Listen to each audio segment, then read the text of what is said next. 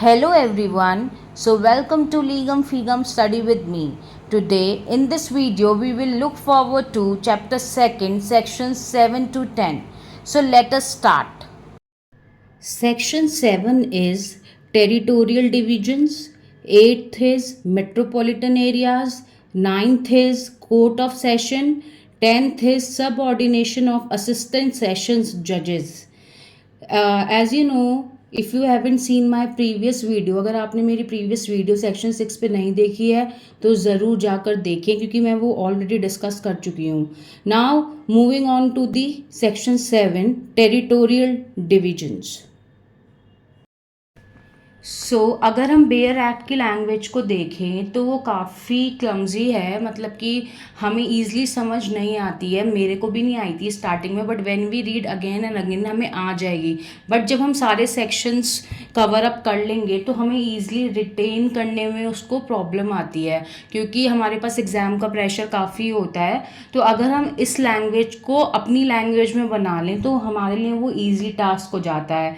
Chapter 2 के सारे जो भी सेक्शंस हैं वो इम्पॉर्टेंट हैं, इसलिए मैं 1 बाय 1 आपके लिए सारी वीडियोस लाऊंगी और ये थोड़े लेंदी भी हैं तो इन्हें रिटेन करना ज़रूरी है. और मैं बताऊंगी कि इसमें से PYQs कैसे आते हैं. तो लेट्स स्टार्ट. टेरिटोरियल डिविजन्स में फर्स्ट इसका सब सेक्शन है every state shall be a session division और shall consist of sessions division. Every sessions division shall for the purpose of this code be a district और consist of districts. हर एक state में अपना एक session division होगा.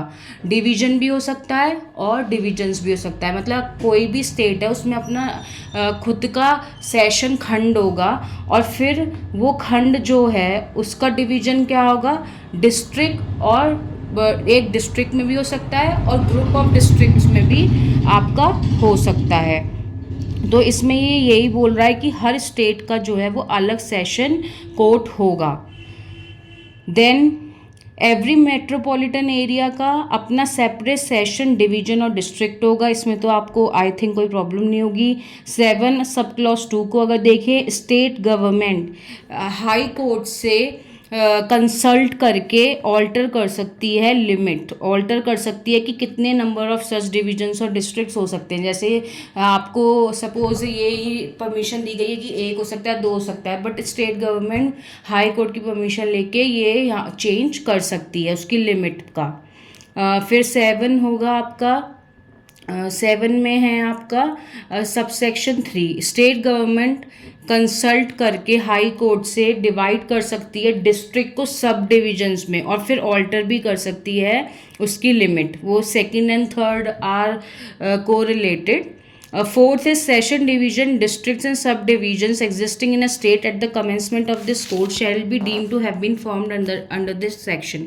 किसी भी राज्य में इस संहिता के प्रारंभ के समय विद्यमान सेशन खंड, जिले और उपखंड इस धारा के अधीन बनाए गए समझे जाएंगे. मतलब अगर इस 1973 में ये आपका एक्ट पास हुआ था, इन्फोर्स हुआ था अप्रैल 1974 में, तो अगर इसके आने के बाद कोई भी, इसके लागू होने के बाद कोई भी स्टेट का फॉर्मेशन हुआ है तो उस पर ये कोड जो है वो लागू होगा. तो that is section 7. Now proceed on to section 8.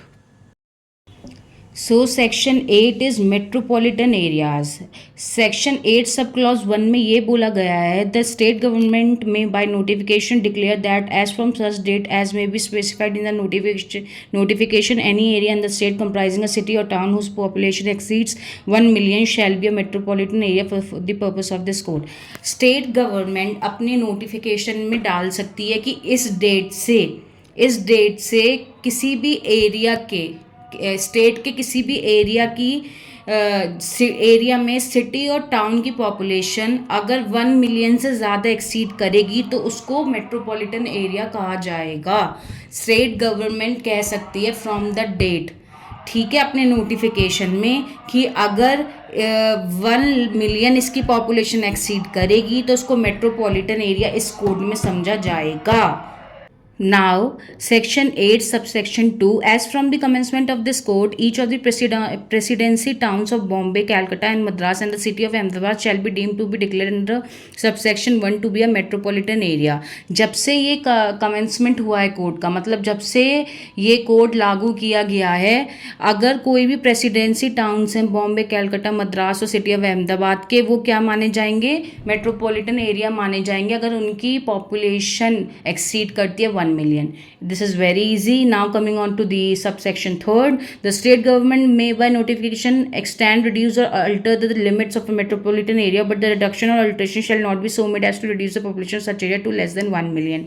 ये इसमें क्या है कि राज्य सरकार अधिसूचना द्वारा महानगर क्षेत्र की सीमा को बढ़ा सकती है, कम कर सकती है और परिवर्तित भी कर सकती है, किंतु ऐसी कमी या परिवर्तन इस प्रकार नहीं किया जाएगा कि उस क्षेत्र की जनसंख्या 10 लाख से कम रह जाए। ऐसा कोई भी अल्ट्रेशन लिमिट नहीं लगाई जाएगी कि उस एरिया की सिटी और टाउन की आप जो है पॉपुलेशन को कम कर दें 1 million से। तो ऐसा कोई भी चेंज जो है स्टेट गवर्नमेंट अपने नोटिफिकेशन में नहीं डालेगी। दिस वॉज वेरी इजी, ये तो आप शायद समझ ही गए होंगे, बट फिर भी मैंने एक बार क्लियर कर दिया है। Now coming on to the subsection 4। ये बहुत लेंदी पॉइंट लगता है और ऐसा लगता है कि हम इसे कैसे रिटेन करेंगे, बट इसकी लैंग्वेज बहुत सिंपल है ये लेंदी बनाते हैं डराने के लिए। ये हमारे लॉ का हम मान सकते हैं, मतलब जो मेरा व्यू है लूप होल है, but this is very easy अगर आप इसको 2-3 बार पढ़ेंगे। मैं आपको ये सिंपल लैंग्वेज में समझाती हूँ। First I will read it. Where after an area has been declared और deemed to have been declared to be a metropolitan area, the population of such area falls below 1 million. Such area shall, on and from such date as the state government may by notification specify in this behalf, ceases to be a metropolitan area. पहले मैं आपको ये first जो part है वो समझाती हूँ कि अगर जो है किसी भी एरिया की पॉपुलेशन 1 million से कम हो गई है, तो जिस डेट से स्टेट गवर्नमेंट नोटिफिकेशन में डालेगी स्पेसिफाई इन दिस बिहाफ, तो वो मेट्रोपॉलिटन एरिया नहीं रहेगा, क्योंकि स्टेट गवर्नमेंट ने जो है स्पेसिफाई कर दिया है अपनी नोटिफिकेशन में, उस डेट से वो मेट्रोपॉलिटन एरिया नहीं रहेगा।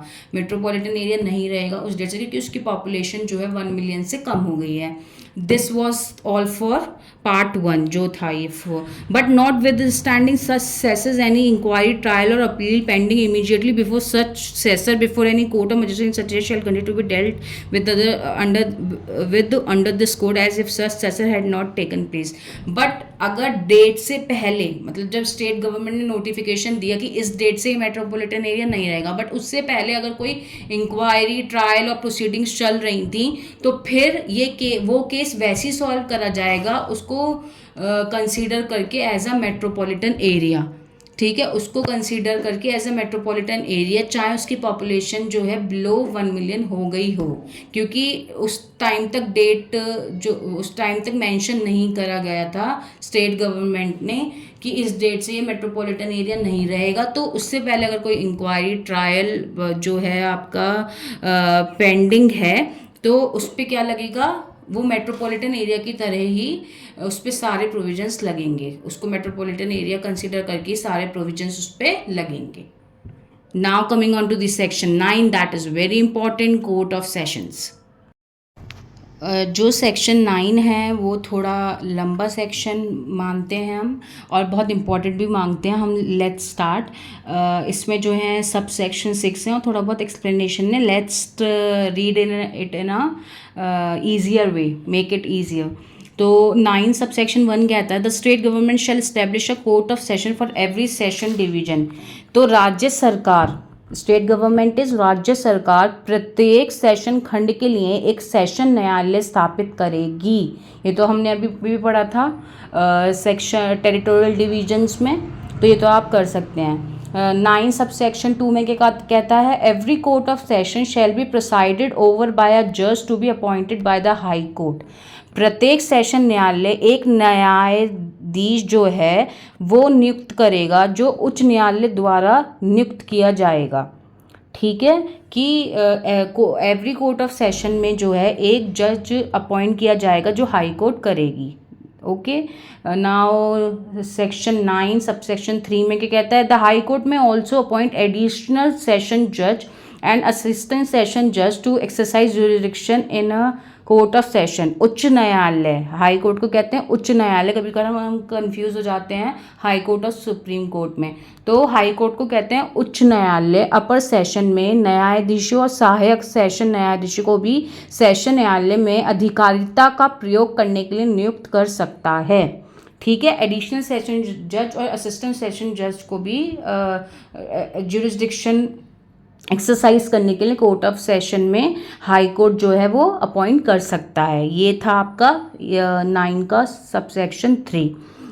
जब मैंने आपको हायरार्की ऑफ क्रिमिनल कोर्ट्स, अगर आपने मेरी नहीं देखी हो वीडियो प्रीवियस, आप वो देखिएगा, मैंने उसमें हायरार्की समझाई थी, तो आपको ये समझ आ जाएगा। Now, subsection 4, the session judge of one session division may be appointed by the High Court to be also an additional session judge of another division, and in such case he may sit for the disposal of cases at such place or place in the other division as the High Court may direct।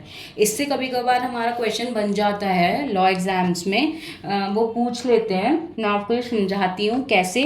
उच्च न्यायालय द्वारा एक session खंड के session न्यायाधीश को दूसरे खंड का अपर सेशन न्यायाधीश भी नियुक्त किया जा सकता है।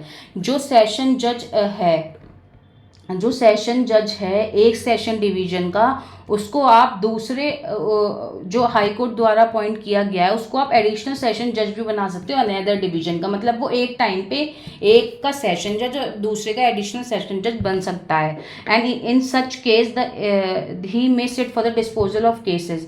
और ऐसी अवस्था में मामलों को निपटाने के लिए दूसरे खंड के ऐसे स्थानों में बैठ सकते हैं जिनका उच्च न्यायालय निर्देश थे। ठीक है, हाई कोर्ट द्वारा अगर निर्देश दिए गए हैं तो वो और केसेस भी निपटा सकता है। मतलब वो एक टाइम पे एक सेशन जज भी हो सकता है और दूसरे खंड में एडिशनल सेशन जज भी हो सकता है नियुक्त। अब 9 सब क्लॉज 5 में हम देखेंगे इसमें क्या कह रहा है। जहाँ किसी सेशन न्यायाधीश का पद रिक्त होता है या वहाँ उच्च न्यायालय किसी ऐसे अर्जेंट आवेदन के जो उस सेशन न्यायालय के समक्ष किया जाता है या लंबित है अपर या सहायक सेशन न्यायाधीश द्वारा, अथवा यदि अपर या सहायक सेशन न्यायाधीश नहीं है तो सेशन खंड के मुख्य न्यायिक मजिस्ट्रेट द्वारा निपटाए जाने के लिए व्यवस्था कर सकता है। अब इसका मैं आपको मैंने हिंदी में इसलिए पढ़ा है कि किसी को शुद्ध हिंदी भी समझ आती है।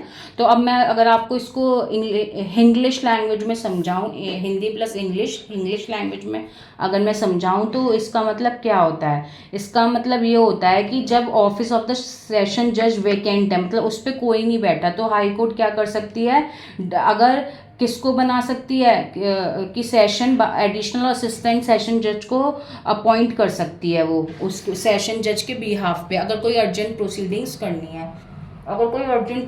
करनी है तो वो सेशन जज के बिहाफ पे किसको अपॉइंट कर सकती है हाई कोर्ट एडिशनल और असिस्टेंट सेशन जज को फॉर द टाइम बीइंग। अगर एडिशनल और असिस्टेंट सेशन जज नहीं है तो फिर कौन बैठेगा उस पे, CJM in the session division, and every such जज और magistrate shall have jurisdiction to deal with such. But अगर ये बैठ रहा है, CJM बैठ रहा है, तो उसका जुरिसडिक्शन उस कोर्ट में लाई करना चाहिए, वरना हाई कोर्ट अलाउ नहीं करती। अब है सबसेक्शन 6। सबसेक्शन 6 क्या कहता है, the court of session shall ordinary hold it sitting at such place और places as the high court may by notice, but if in any particular the court of session is of in that it will tend to the general convenience of the parties and witness to hold it sitting at any other place in the session division, it may with the consent of the prosecution and accused sit at that place for disposal cases of any witness और witnesses there in. तो इसका मतलब क्या है, अगर session न्यायालय अपनी बैठक ऐसे स्थानों पे करेंगे, ठीक है, ऐसे स्थान और ऐसे स्थानों पे करेंगे जो हाई कोर्ट नोटिफिकेशन में डाला है, तो सेशन न्यायालय की वह राय कि सेशन खंड में किसी अन्य स्थान में बैठक करने से पक्षकार और साक्षी को सुविधा होगी, तो वह अभियोजन और अभियुक्त की सहमति से उस मामले को निपटाने के लिए या उसमें साक्षियों की परीक्षा करने के लिए उस पर बैठक कर सकता है। तो ये थोड़ा सा अजीब था। अगर हम इसका एक्सप्लेनेशन देखें तो आप क्या है वो इजी है, आपको उससे ज़्यादा समझ आएगा। For the purposes of this code appointment does not include the first appointment. Appointment का मतलब ये नहीं है कि वो पहला ही अपॉइंटमेंट होगा। पोस्टिंग और promotion of a person by the government to any service और post in connection with the face of the union और state where under any law such appointment posting और promotion is required to be made by government. ये कहता है कि ये नहीं है कि वो पहली बार ही नियुक्त करा गया है सरकार द्वारा, ये इसलिए भी है सेवा दी गई है पद पर किसी व्यक्ति की प्रथम नियुक्ति, पद स्थापना या पदोन्नति नहीं है, वहाँ किसी विधि के अधीन ऐसी नियुक्ति पदस्थापना पदोन्नति सरकार द्वारा किए जाने के लिए अपेक्षित है। तो ये था हमारा सेक्शन 9। अब आपको कुछ कुछ बातें क्या पता मेरी समझ ना आई हो, क्योंकि कभी कभी होता है हम तेज बोलने लगते हैं। तो मैं आपको अगर इसका क्रक्स बताऊं, सेक्शन 9 का अगर मैं क्रक्स बताऊं, आपको 2-3 बातें याद रखनी है as per the examination point of view. कि अगर सेशन जज जो है वो सेशन जज की सीट वैकेंट है तो किसको अपॉइंट कर सकते हो आप, एडिशनल और असिस्टेंट सेशन जज को। अगर वो भी नहीं है एडिशनल और असिस्टेंट सेशन जज, तो सीजेएम बैठेगा अगर उसका ज्यूरिसडिक्शन उसमें लाई करता है। इसमें से आपको ये सेक्शन 9 में से आपको ये बात ध्यान रखनी है। और एक ये बात ध्यान रखनी है कि स्टेट गवर्नमेंट क्या कर सकती है, कोर्ट ऑफ सेशन जो है for every session division establish कर सकती है, और हाई कोर्ट जो है अपॉइंट करता है एडिशनल सेशन जज और असिस्टेंट सेशन जज। इसमें आपको 2-3 बातें यही याद रखनी है और आप जो है स्किप कर सकते हैं मेरी राय के according. Now moving on to the last section, that is section 10। ये जो है सेक्शन 10 छोटा सा सेक्शन है, सबऑर्डिनेशन ऑफ असिस्टेंट सेशन जज। ऑल असिस्टेंट सेशन जजेस shall be subordinate to the session जज in whose court they exercise jurisdiction. इसमें क्या है, सब सहायक सेशन न्यायाधीश जो भी ऑल असिस्टेंट सेशन जजेस होते हैं वो किसके नीचे आते हैं, सेशन जज के नीचे आते हैं। और सेकंड सब सेक्शन में क्या कह रहा है, सेशन जज टाइम टू टाइम रूल्स बना सकता है for the distribution of business among such assistant session जज। सेशन न्यायाधीश ऐसे सहायक सेशन न्यायाधीशों में कार्य के वितरण के बारे में संहिता से संगत नियम समय समय पर बना सकता है। कौन बना सकता है, सेशन जज। किसके लिए, असिस्टेंट सेशन जजेस के लिए। Now coming on to the 10 subsection 3, the session judge may also make provision for the disposal of any urgent application in the event of his absence or inability to act by an additional assistant session judge। Session न्यायाधीश की अगर provision बना सकता है for the disposal of any urgent application. अब वही वाली बात आ गई है सेक्शन 9 वाली, अगर सेशन जज नहीं बैठा है वहाँ पे और अर्जेंट प्रोसीडिंग्स होनी है तो कौन कर सकता है, उसके बिहाफ पे एडिशनल और असिस्टेंट सेशन जज। और अगर एडिशनल और असिस्टेंट सेशन जज नहीं है तो कौन करेगा, सीजेएम करेगा अगर वो उस ज्यूरिसडिक्शन में लाई करता है। बस यही था इसमें सेक्शन 10 में। और अगर हम कुछ देखें केस लॉज वगैरह, तो इसमें ऐसा कोई केस लॉ इम्पॉर्टेंट नहीं है, ठीक है। Now coming on to the PYQs में जो मैंने पढ़ा 7 से लेके 10 सेक्शन तक जो हमने पढ़ा, बस आपको 2-3 बातें पीवाईक्यूज़ में याद रखनी है। एक तो 1 मिलियन वाला पॉइंट जो है मेट्रोपॉलिटन एरियाज़ में, और एक ये अगर सेशन जज की सीट वैकेंट है तो कौन बैठ सकता है, असिस्टेंट और एडिशनल सेशन जज। अगर उसकी भी सीट वैकेंट है तो कौन बैठ सकता है, सीजेएम अगर उसका ज्यूरिसडिक्शन वहाँ लाए करता है। ये 2-3 बातें आई हुई हैं प्रीवियस 10 ईयर्स पेपर्स में। अगर मेरे से कुछ छूट गया हो तो मैं आपके साथ वो डिस्कस करूँगी अदर वीडियोज़ में। हाँ, पर आप इस वीडियो को ढंग से ज़रूर देखें, मैंने एक पॉइंट डिस्कस किया है। अगर आपको फिर भी कोई पॉइंट में प्रॉब्लम होता है आप कमेंट करके पूछ सकते हैं। प्लीज़ इस वीडियो को शेयर करें, लाइक करें, सब्सक्राइब करें। मैं चाहती हूँ आपको इस वीडियो से थोड़ा बहुत तो बेनिफिट मिले। Thank you for watching, this was all for today. Bye bye, thank you.